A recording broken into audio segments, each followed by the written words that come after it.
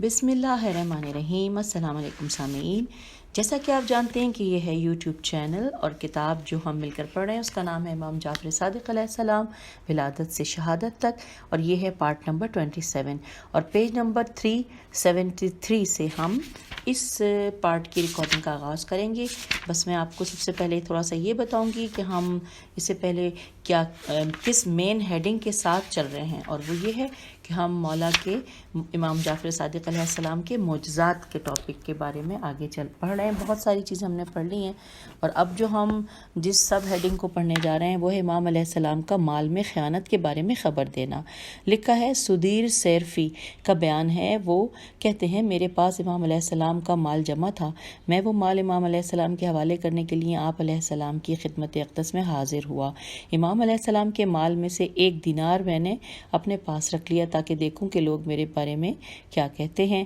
پس جب میں نے امام علیہ السلام کے سامنے رکھا تو امام علیہ السلام نے فرمایا کہ اے سدھیر، تو نے ہمارے ساتھ خیانت کی ہے، مگر اس سے تمہارا ارادہ ہمیں نقصان پہنچانے کا نہ تھا۔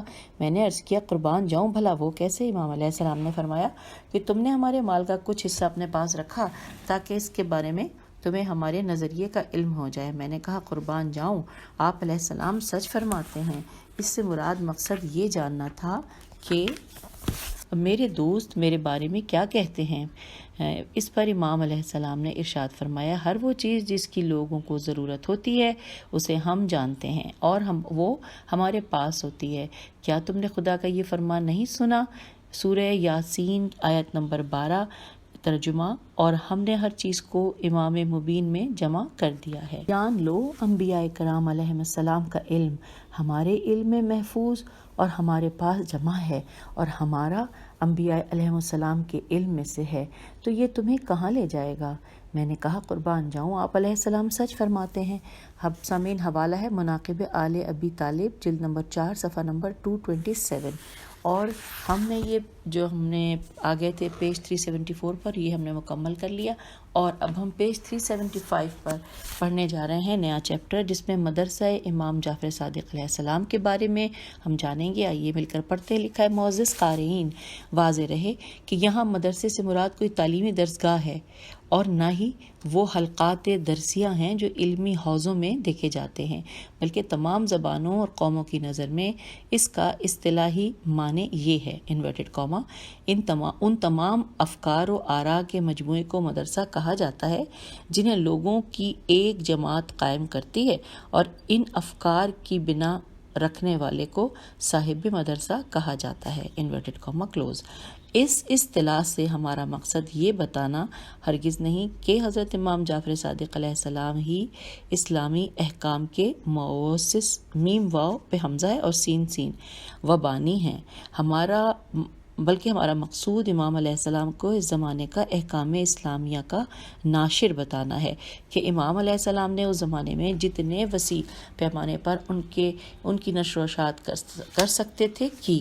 بلفاظ دیگر مدرسہ امام جعفر صادق علیہ السلام سے مراد وہ خط اور راستہ ہے جس پر امام علیہ السلام نے چل کر اپنی حیات مبارکہ کے مقدس لمحات گزارے، اور وہ راستہ آپ علیہ السلام کے آبائے کرام علیہ السلام اور بالخصوص رسول صلی اللہ علیہ وآلہ وسلم رسول اسلام کا تھا، اور یقیناً وہی صحیح اسلام تھا کہ جو ہر قسم کے طلائب اور کمی و بیشی سے محفوظ تھا۔ اچھا، اس کی میں ہجے کر دوں، تے لام الف عین بے، ٹھیک ہے۔ اب آگے چلتے ہیں۔ اگلا پیراگراف لکھا ہے کہ اس کلام میں غلو و مبالغہ آرائی والی کوئی بات نہیں، کیونکہ اس بات پر تو تمام اہل اسلام کا اتفاق ہے کہ رسول اللہ صلی اللہ علیہ وآلہ وسلم واضح حق اور ایسے سیدھے راستے پر قائم رہے کہ جو ہر طرح سے انحراف، کجی، شک اور گمراہی سے پاک تھا، اور اسی طرح امیر المومنین حضرت علی علیہ السلام سے لے کر حضرت امام مہدی آخر الزمان علیہ السلام تک سارے کے سارے ائمہ معصومین علیہ السلام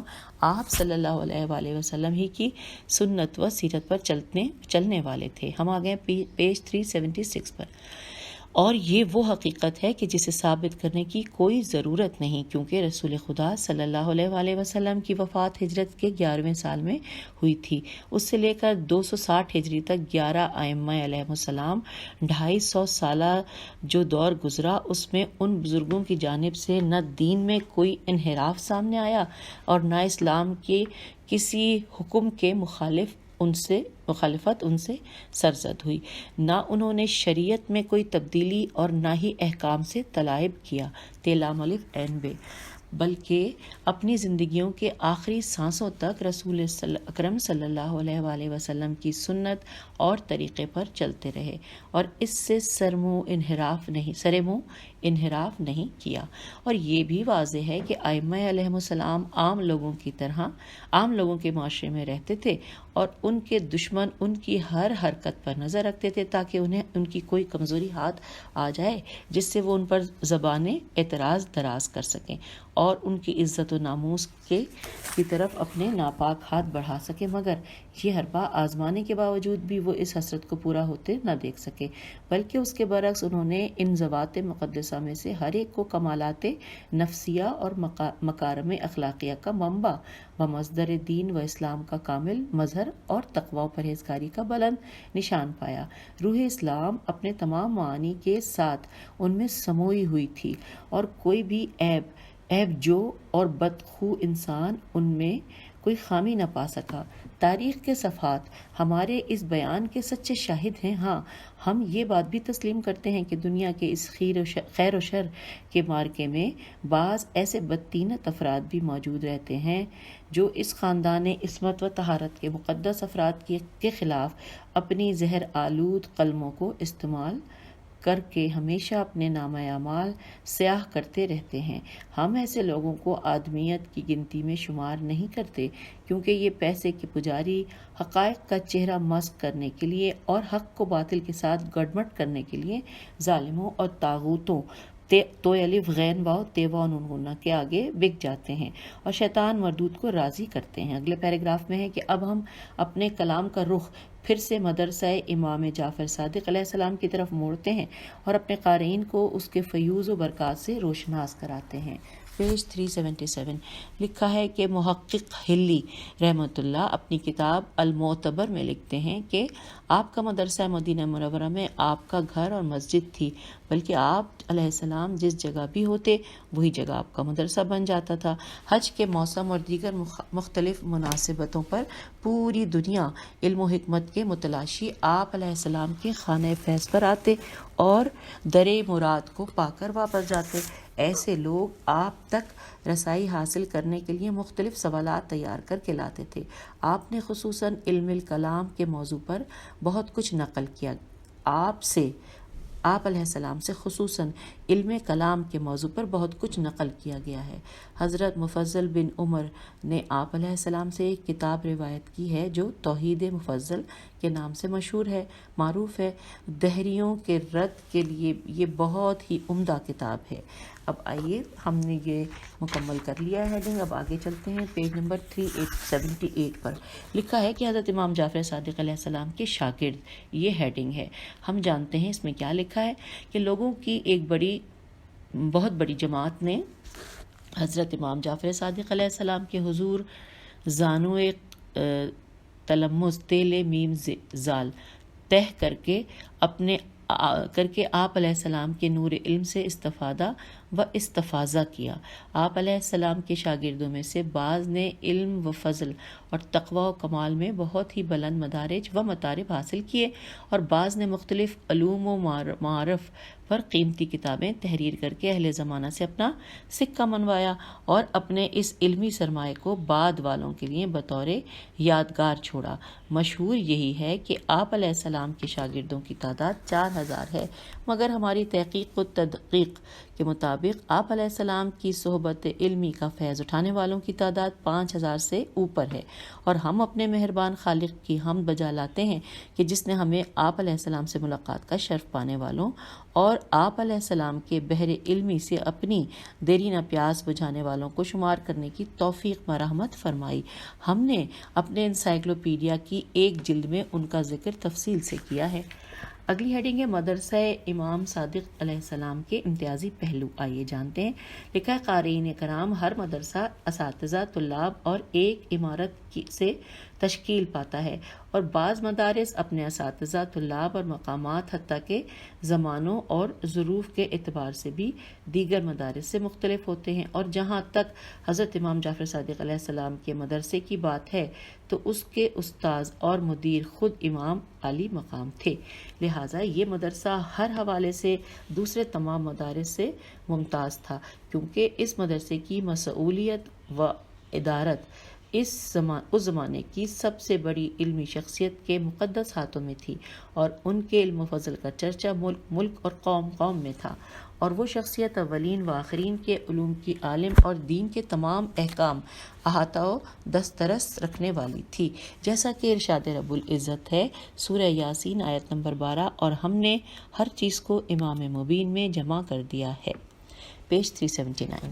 اب جب اس مدرسے کے معلم و مربی کے یہ اوصاف تھے تو اس میں پروان چڑھنے والے اکثر شاگرد اپنے زمانے کے آسمان علم و فضل کے روشن اور دمکتے ہوئے ستارے تھے، یہ اپنے امام علیہ السلام کے علمی مقام و مرتبے، سیرت کی قدست اور اخلاق عالیہ کی قاف دال الف سین تھے، پڑھا میں نے اور قاف پہ پیش تھا، اور اخلاق عالیہ کی لطافت و نفاست کی اچھی طرح سے معرفت رکھتے تھے، اور انتہائی مؤدبانہ نظروں سے آپ علیہ السلام کی طرف دیکھتے تھے۔ حوزات علمیہ کے درسی حلقوں میں بعض اوقات اساتذہ اور طلاب کے درمیان دلیل میں مناقشہ اور اختلاف رائے ہو جاتا ہے، یا وہ عمومی طور پر موضوع بحث میں ایک دوسرے کے ساتھ اختلاف کرنے لگ جاتے ہیں، لیکن امام جعفر صادق علیہ السلام کی مجلس درس میں ایسا نہیں ہوتا، کیونکہ آپ علیہ السلام کے اکثر شاگرد آپ علیہ السلام کی امامت کا اعتقاد رکھتے تھے، اور آپ علیہ السلام کی زبان مبارک سے نکلے ہوئے ہر لفظ کو خداوند عالم کا ایسا حکم سمجھتے تھے جس میں کسی قسم کے جدل و انکار، جیم دال لام و انکار اور اجتہاد و اظہار رائے کی کوئی گنجائش نہیں ہوتی تھی۔ البتہ بعض اوقات امام علیہ السلام کے شاگرد ان سے کسی حکم کی علت پوچھ لیتے اور جدل، جیم دال لام و مناقشہ، میم نون الف قاف شین ہے سے ہٹ کر سیکھنے سمجھنے والا سوال کرتے تھے۔ مزید برآں امام علیہ السلام کی مجلس درس میں غیر شیعہ بھی حاضر ہوتے تھے، اور وہ بلا تعامل آپ علیہ السلام کے فرمان کو قبول کر لیتے تھے، اور یہ نہیں پوچھتے تھے کہ آپ علیہ السلام کس بنیاد پر یہ بات کہہ رہے ہیں۔ ہاں، بسا اوقات ایسا ہوتا تھا کہ امام علیہ السلام بذات خود انہیں بتا دیتے تھے کہ یہ حدیث میں نے اپنے آبائے کرام علیہ السلام کے واسطے سے اپنے جد امجد حضرت محمد مصطفیٰ صلی اللہ علیہ وآلہ وسلم سے نقل کی ہے۔ پھر لکھا ہے کہ حضرت امام جعفر صادق علیہ السلام کے اصحاب و تلامذہ کا حصول علم سے ہدف ریا و سما کا اظہار کرنا، رے یہ الف و سی میم عین ہے کا اظہار کرنا، یہ شہرت اور نام و نمود پانا نہیں تھا، اور نہ ہی وہ یہ چاہتے تھے کہ جب وہ امام علیہ السلام کے دروس علمی سے فیضیاب ہو جائیں گے تو امام علیہ السلام انہیں کوئی سند و سرٹیفکیٹ دیں گے، پیج 380۔ جیسا کہ آج کل کے دور میں طلاب کو ماسٹر یا ڈاکٹریٹ وغیرہ کی ڈگریاں دی جاتی ہیں، بلکہ ان کا پہلا اور آخری ہدف پہلے سیکھنا پھر خدمت کرنا تھا۔ امام علیہ السلام اپنے شاگردوں کے سامنے بہترین تعلیمات اور قیمتی مواعظ و نصائح بیان فرمایا کرتے تھے۔ آپ علیہ السلام انہیں علم و حدیث سکھانے سے امانت و سچائی کا حکم دیتے تھے، اور انہیں اپنے علم پر عمل کرنے کا فرمان بھی سناتے تھے تاکہ وہ عمل کو چھوڑ کر محض علم کو ہی کافی سمجھنا شروع نہ کر دیں۔ آپ علیہ السلام انہیں حکم دیا کرتے تھے کہ وہ یہ علم دوسروں تک منتقل کریں، یہ غافلوں کو خواب غفلت سے جگائیں یہ جگائیں اور سیکھنے والوں پر تکبر نہ کریں۔ آپ علیہ السلام انہیں حصول علم کی راہ میں مشقتیں سہنے پر ابھارتے تھے۔ آپ علیہ السلام انہیں اس بات کی تاکید فرمایا کرتے تھے کہ وہ علم کو اس کے اہل، صاف و شفاف منابع اور قابل بھروسہ مقامات سے حاصل کریں، اور مشکوک و ملوث راستوں کو چھوڑ دیں۔ نیز آپ علیہ السلام انہیں علماء کی عزت و احترام، ان کے امور میں ان کی مدد اور ان کے ساتھ محبت و مہربانی سے پیش آنے کا حکم دیتے تھے۔ آئیے سامعین اگلی ہیڈنگ دیکھتے ہیں، مدرسہ امام جعفر صادق علیہ السلام میں تخصص تیخ سواد۔ لکھا ہے امام جعفر صادق علیہ السلام کی امتیازی پہلوؤں میں سے ایک علوم و معارف میں تخصص و مہارت نامہ حاصل کرنا بھی تھا۔ اگرچہ آج کل یہ طب اور دوسرے علمی میدانوں میں بہت معروف ہو گیا ہے، لیکن اس کی ابتدا امام جعفر صادق علیہ السلام کے مدرسے سے ہوئی تھی، اور امام علیہ السلام کے شاگردوں نے علم کے مخصوص میدانوں میں تخصص کر کے بلند مقام حاصل کیا تھا۔ ہم یہاں پر بطور مثال ان میں سے بعض کا ذکر آپ احباب کی خدمت میں پیش کرتے ہیں۔ پہلے نام لکھا ہے حضرت جابر بن حیان رحمۃ اللہ علیہ۔ اسلام اور مسلمانوں کی تاریخ کے بڑے بڑے ناموں میں سے ایک نام حضرت جابر بن حیان کا ہے۔ انہوں نے علم کیمیا میں تخصص یعنی کہ PhD کیا تھا۔ یہ امام جعفر صادق علیہ السلام کی تعلیم و تربیت کا ایک شاہکار تھے۔ امام علیہ السلام نے ان میں علم کیمیا کو سمجھنے کی اہلیت و طاقت دیکھ کر انہیں یہ علم اس طرح تعلیم فرمایا کہ ابو الکیمیا، معلم الکیمیا اور استاذ الکیمیا جیسے القاب ان کی پہچان کا ذریعہ بنے۔ پیج 381۔ آپ نے مختلف علوم فنون جیسے فلسفہ، احکام، اشیاء کے خواص، کیمیا اور آلات حربیہ وغیرہ پر بہت سی کتابیں تالیف کیں۔ اس طرح آپ نے علم طب کے موضوع پر بھی ایک ضخیم کتاب لکھی اور متعدد رسائل علم، علم کیمیا اور علم مختبرات میم خطے بے رے الف تے پر تحریر کیے۔ آپ کے ہاتھوں سے تحریر شدہ آپ کی بعض تصانیف بھی اب بھی بعض عمومی کتب خانوں، لائبریریوں اور بعض مغربی ممالک میں ملتی ہیں، اور ان میں سے بعض کا ترجمہ انگریزی اور اردو زبانوں میں بھی چھپ چکا ہے۔ یہاں یہ بات ذکر کرنا نہایت ہی مناسب معلوم ہوتی ہے کہ حضرت جابر بن حیان اپنی ہر کتاب کی ابتدا یوں فرماتے تھے، ترجمہ کہ میرے آقا و مولا حضرت امام جعفر صادق علیہ السلام نے مجھ سے بیان فرمایا، انورٹڈ کاما کلوز۔ انہوں نے بہت سے تجربات اور بڑی محنتوں کے بعد حاصل ہونے والے انکشافات و اختراعات کو دنیا کے سامنے پیش کر کے بہت بلند مقام حاصل کیا۔ محمد بن زکریا رازی جیسا شخص یہ کہہ کر بہت فخر محسوس کرتا تھا کہ وہ جابر بن حیان کے شاگردوں میں سے ہے۔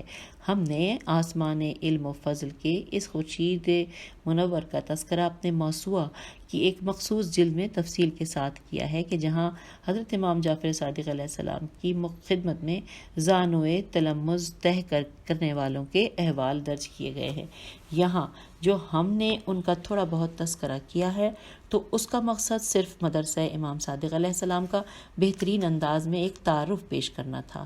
اگلا نام ہے حشام بن حکم رحمۃ اللہ علیہ۔ امام علی مقام علیہ السلام کے یہ شاگرد علم کلام و عقائد میں مہارت تامہ رکھتے تھے۔ مخالفوں اور راہ راست سے منحرف ہو جانے والوں کے ساتھ مناظرہ و جدل احسن میں انہیں ید طولہ حاصل تھا۔ امام علیہ السلام انہیں دیکھ کر بڑی خوشی اور راحت محسوس کرتے تھے۔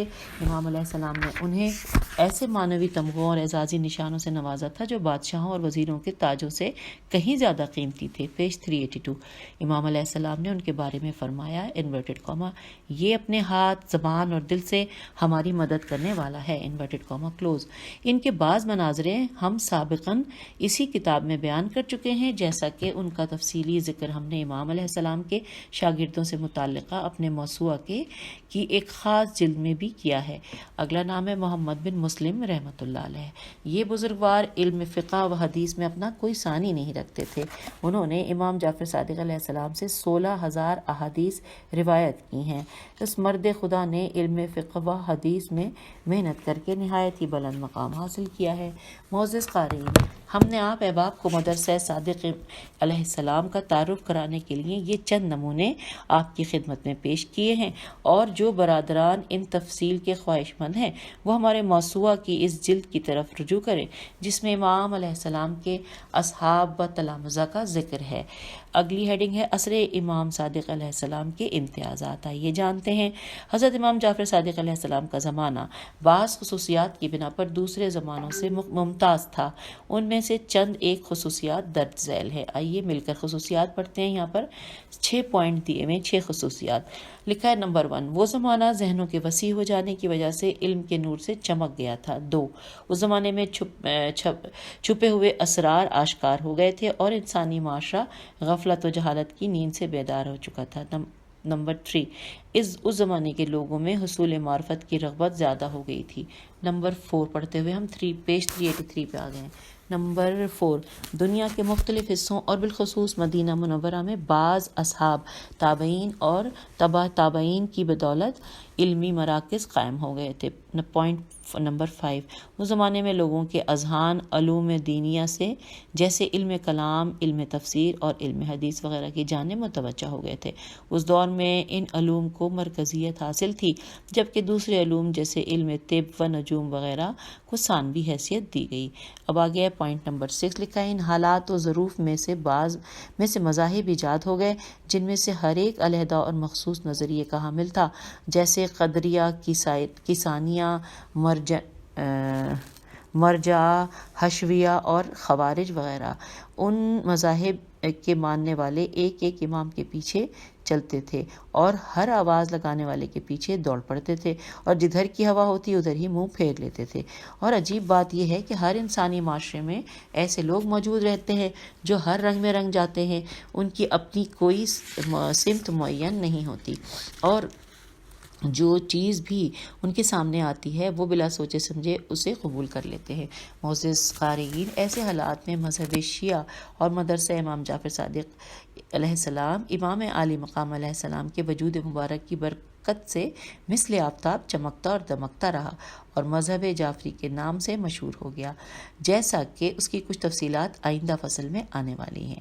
آئیے آگے دیکھتے ہیں۔ لکھا ہے، مذہب جعفری تمام مسلمانوں کا اتفاق ہے کہ شریعت اسلامیہ کا منبع و مصدر قرآن کریم اور سنت نبویہ ہے، لیکن وہ ان دو مصدروں کے تک پہنچنے کے طریقوں میں ایک دوسرے سے اختلاف کرتے ہیں۔ بہت سے افراد اپنے عقائد و نظریات اور احکام شریعہ کو غیر معتبر افراد سے حاصل کرتے ہیں، اور وہ فقط تعصب اور نبی کریم صلی اللہ علیہ وآلہ وسلم کے اہل بیت علیہ السلام کے ساتھ دشمنی کے اظہار کے لیے ایسا کرتے ہیں، اور ان کا مقصد حق و حقیقت کو پانا نہیں ہوتا، اور اسی وجہ سے ہی لوگوں میں مختلف نظریات اور جدا جدا فرقے وجود میں آتے ہیں، کیونکہ وہ قرآن پاک اور سنت نبویہ تک، پیج نمبر 384، نبویہ تک پہنچنے کے لیے مختلف راہیں اپناتے ہیں۔ ہم اپنے مقصود کو واضح کرنے کے لیے ایک مثال پیش کرتے ہیں۔ اللہ تعالیٰ نماز کے لیے وضو کرنے کا حکم دیتے ہوئے ارشاد فرماتا ہے، سورہ مائدہ آیت نمبر 6، ترجمہ انورٹڈ کاما اسٹارٹ کہ اے ایمان والوں، جب تم نماز کے لیے کھڑے ہو تو اپنے چہروں اور کوہنیوں سمیت اپنے ہاتھوں کو دھو لو، اور اپنے سروں اور ٹخنوں تک پاؤں کا مسح کر لو، اور یہاں پر انورٹڈ کاما کلوز ہو گیا ہے۔ پھر لکھا ہے، مگر اب بھی ہم دیکھتے ہیں کہ بعض مسلمان کوہنیوں سے لے کر انگلیوں کے سروں پر اپنے ہاتھوں کو دھوتے ہیں، اور بعض اس کے الٹ کرتے ہیں، اور اسی طرح بعض سر کے اگلے حصے اور ٹخنوں تک پاؤں کا مسح کرتے ہیں، اور بعض مسح کرنے کے بجائے پاؤں کو دھو لیتے ہیں۔ بنابراین سوال یہ پیدا ہوتا ہے کہ اس اختلاف کا منشا کیا ہے؟ کیا خدا اور رسول نے انہیں وضو میں اس طرح اختلاف کرنے کا حکم دیا ہے؟ کیا رسول خدا صلی اللہ علیہ وآلہ وسلم لوگوں کو سکھانے کی خاطر ان کے سامنے وضو نہیں فرماتے تھے؟ کیا رسول خدا پورے سر کا مسح کرتے تھے، یا اس کے کچھ حصے کا؟ اچھا آگے لکھا ہے، اور کیا رسول خدا صلی اللہ علیہ وآلہ وسلم اپنے پاؤں دھوتے تھے یا ان کا مسح کرتے، یا کبھی ایک کو دھوتے اور دوسرے کا مسح کر لیتے تھے؟ کیا رسول خدا ہاتھ باندھ کر نماز پڑھتے تھے یا ہاتھ کھول کر پڑھتے تھے؟ یہاں پر سوالیہ نشان کافی لگے ہوئے ہیں۔ اس کے بعد ہے، میں یہاں یہ نہیں ثابت کرنا چاہتا کہ رسول خدا صلی اللہ علیہ وآلہ وسلم کی تعلیم کردہ وضو کون سا ہے، کیونکہ یہ بحث کافی شرح و بس بے سین توئے کی محتاج ہے، اور خدا بھلا کرے ہمارے فقہاء کرام علیہم رضوان کا کہ جنہوں نے قیمتی کتابیں لکھ کر ہماری اس مشکل کو آسان کر دیا ہے۔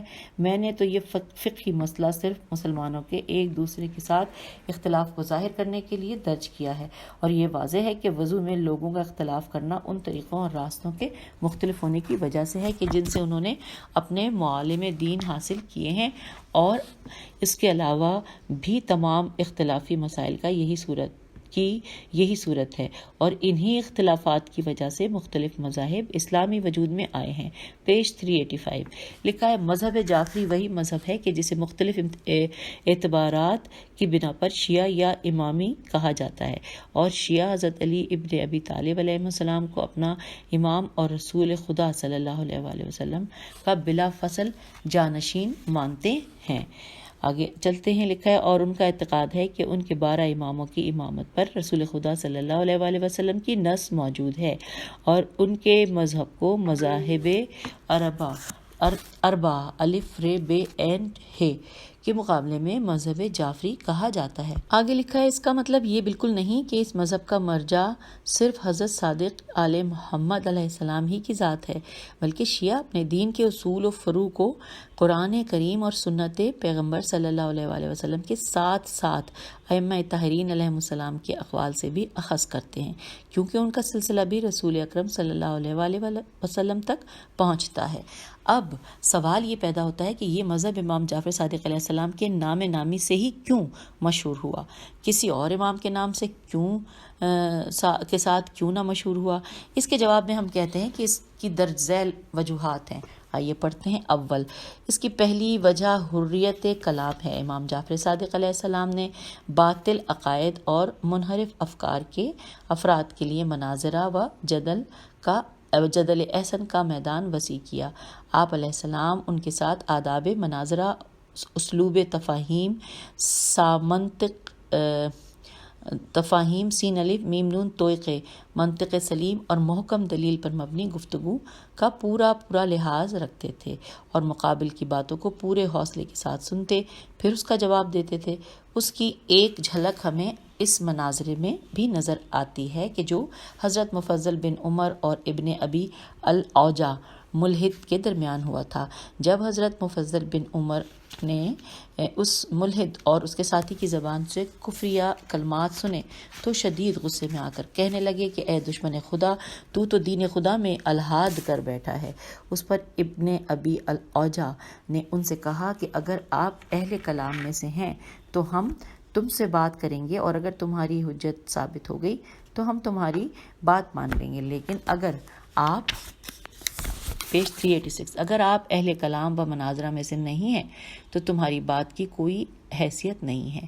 اگر آپ حضرت امام جعفر صادق علیہ السلام کے شاگردوں میں سے ہیں تو آپ کو ہم سے یوں بات نہیں کرنی چاہیے، کیونکہ انہوں نے تو ہم سے کبھی بھی اس طرح سے بات نہیں کی، اور نہ ہی آپ علیہ السلام کبھی ہم سے جھگڑے ہیں۔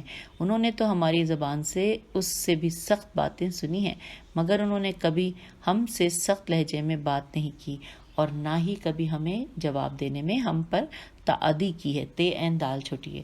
وہ تو بڑے ہی حلیم و بردبار و دانا و حکیم تھے، نہ وہ کبھی اصول و قواعد کی خلاف ورزی کرتے، نہ غصہ و طیش میں آتے، اور نہ ہی جلد بازی کا مظاہرہ کرتے۔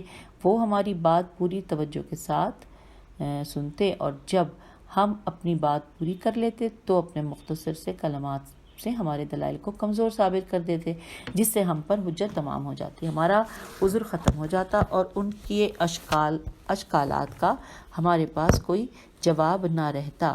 پس اگر آپ ان کے شاگرد ہیں تو آپ بھی ہم سے انہی کے طریقے سے کے مطابق گفتگو کریں۔ اگلے پیراگراف میں لکھا ہے اگرچہ یہ کلام ایک ملحد کی زبان سے صادر ہوا، لیکن اس سے ہمیں یہ معلوم ہوتا ہے کہ امام جعفر صادق علیہ السلام گمراہوں کی ہدایت کے لیے کس طرح وسعت قلبی اور بلند حوصلے کا مظاہرہ کرتے تھے۔ اب ہم اس بات کو یہیں پر ہی روکتے ہیں، اور اس کی تفصیل کو انشاءاللہ آئندہ فصل میں بیان کریں گے۔ ثانی، اچھا ہم نے پہلے وہ اول پڑھا تھا نا سارا، اب ثانی۔ امام علیہ السلام جب دوسرے مذاہب کا سامنا کرتے ہیں تو ان کے سامنے امام علیہ السلام کا قول ایک مذہب قرار پاتا، اور بعض شیعوں کو جعفریہ کہنا شروع کر دیتے تھے، اور تب سے اب تک عرب و عجم میں یہ لفظ شیعوں کے لیے مخصوص بولا جاتا ہے۔ ثالث، ہم نے یہ اول اور ثانی پڑھ لیا، اب ثالث یعنی تیسرا پوائنٹ، کہ امام جعفر صادق علیہ السلام کے دور میں اموی حکومت سقوط و زوال کا شکار ہو رہی تھی، اور عباسی حکومت عراق میں بن رہی تھی۔ اور عراق اور حجاز کے درمیان مسافت بہت زیادہ تھی۔ ان کی باہمی کشمکش میں امام جعفر صادق علیہ السلام کو معلوم و معروف کی اشاعت اور نیک اور اعلیٰ ثقافتی معیار پر انسانوں کی تربیت کا موقع مل گیا۔ اس زمانے میں امام علیہ السلام نے ایک سے اپنی علمیت کا لوہا منوایا، اور امام علیہ السلام کی اس محنت و کاوش کی وجہ سے اس مذہب کو مذہب جعفریہ کے نام نامی سے موسوم کیا گیا۔ پیج 387۔ واضح رہے کہ اس کے اور بھی اسباب و وجوہات ہیں یہاں جنہیں ذکر کرنے کی گنجائش نہیں۔ تو سامعین، ہم نے اب یہ مکمل کر لیا، اور اگلا ہیڈنگ ہے حضرت امام جعفر صادق علیہ السلام کے نزدیک آزادی کلام۔ ہم پڑھنے جا رہے ہیں۔ باطل عقائد کے حامل افراد کے لیے یہ بات آسان نہیں ہے کہ وہ لوگوں کے سامنے اپنے غلط عقائد کی صراحت کریں۔ ان میں سے جو بھی عام لوگوں کے سامنے اپنے فاسد عقائد بیان کرتا ہے، اپنے گمراہ افکار کے بارے میں بات کرتا، تو لوگ اسے جواب میں یہی کہتے کہ خاموش ہو جاؤ، زبان بند رکھو، کافر، مشرک، خبیث، پلید، اس طرح کے اور دوسرے الفاظ جو کہ ادب و اخلاقیات سے گرے ہوئے تھے۔ اس پر سوال یہ اٹھتا ہے کہ کیا اس کا حل صرف ایسے کلمات ہی رہ گئے ہیں؟ کیا اہل باطل کے شبہات کا جواب یہی ہے، اور ان مفاسد کا علاج صرف سب و شتم کرنا ہی باقی رہ گیا ہے؟ اگلا پیراگراف۔ لیکن امام جعفر صادق علیہ السلام ایسے لوگوں کو اپنا معافی الضمیر بیان کرنے کی مکمل اجازت دیتے تھے، اور ان کے اباطیل و اکاذیب کو خوب غور و خوض سے سننے کے بعد انہیں ابطال فرماتے تھے۔ امام جعفر صادق علیہ السلام انہیں اپنے مقددات بیان کرنے کی اجازت کیوں نہ دیتے، بلکہ آپ علیہ السلام ان شبہات و ایرادات الف یہ رے الف دال الف تے کو باطل کرنے کے لیے مضبوط ترین علمی اسلحے سے مسلح تھے۔ اسی لیے امام علیہ السلام انہیں اپنی بات اور موقف بیان کرنے کا پورا موقع فراہم کرتے تھے۔ ان قریب ہم اپنے قارئین کو مانوی عقیدے کے حامل ابو شاکر دیسانی دالیہ سواد الف نون چھٹیے کے امام علیہ السلام کے انداز گفتگو بتائیں گے۔ امام علیہ السلام اس جیسے اور بھی بہت باطل افکار و عقائد کے حامل افراد جیسے ابن ابی الاوجاع اور ابن المقفع وغیرہ کے ساتھ بھی اسی طریقے و روش کے مطابق گفتگو کرتے تھے کہ جو اسلامی عقائد اور احکام دینیہ پر اعتراض کرتے تھے، اور اس پر مستزاد ہی ہوگا میم سین تے زیر مستزاد دیے کہ ان میں سے بعض کا کلام تو حد درجہ بے ادبی پر مبنی اور احمقانہ قسم کا ہوتا تھا۔ پیج 388۔ بہرکیف امام علیہ السلام ایسے لوگوں کو اپنی رائے کے اظہار کا پورا حق دیتے تھے۔ آپ علیہ السلام مکمل حوصلے اور توجہ کے ساتھ ان کے اعتراضات اور مناقشوں میم نون الف قاف شین واو نون غنہ مناقشوں کو سنتے تھے، پھر انہیں ان کا جواب دیتے تھے۔ بسا اوقات یہ کام امام علیہ السلام کے شاگردوں میں کوئی کر دیتا تھا اور مقصود ہدف حاصل ہو جاتا تھا، جبکہ دوسرے لوگ نہ تو ان منحرفوں کو کوئی بات کہنے کا موقع دیتے اور نہ ہی ان کے دلائل و مناقشات کو توجہ سے سنتے، بلکہ انہیں خاموش کرنے کے لیے کوئی خلاف ادب بات کہہ دیتے تھے، جیسا کہ سابقاً اس کا ذکر کیا جا چکا ہے۔ اور یوں ہم نے اپنے 388 پیج مکمل کر لیا ہے۔ اب اگلی ہیڈنگ اگلی ریکارڈنگ کے ساتھ پڑھیں گے انشاءاللہ۔ اجازت دیجیے، خدا حافظ، فی امان اللہ۔